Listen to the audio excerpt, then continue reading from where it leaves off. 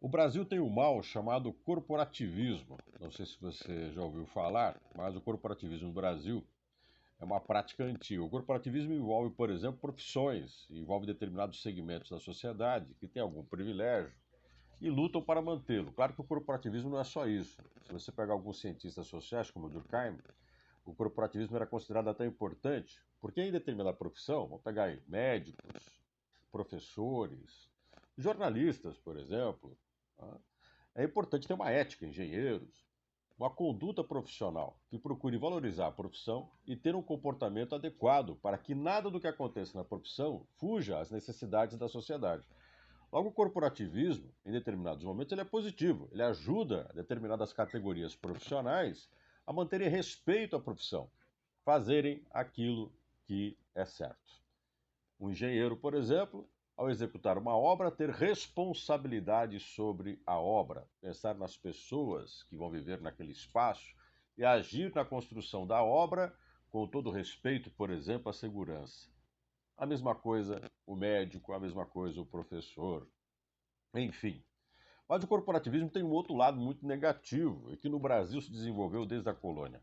Não sei se também se você ouviu falar das ordenações manuelinas. Os reis portugueses, a partir do século XVI, implantaram normas, regras para administrarem suas terras, não só Portugal, como suas colônias. O Brasil, como era na época uma colônia portuguesa, sofreu também a subordinação a essas ordenações.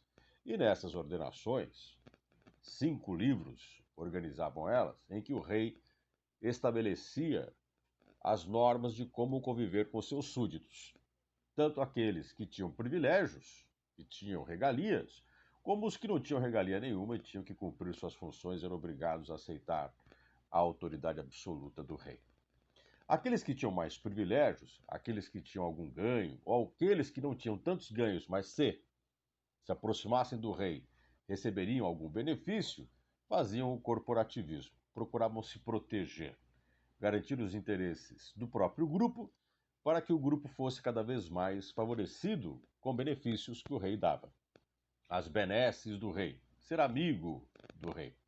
Essa prática se manteve no Brasil ao longo da história e hoje, apesar de vivermos num regime democrático, onde todos são iguais perante a lei e a regra deveria valer para todos, algumas corporações, alguns corporativistas costumam se proteger, se aliam. Se um for ameaçado, parece que você ameaça todos e eles agem da forma mais rápida possível, escondendo, mentindo, manipulando, para não deixar que um dos seus membros seja punido, porque se teme que se um for punido, todos serão punidos também.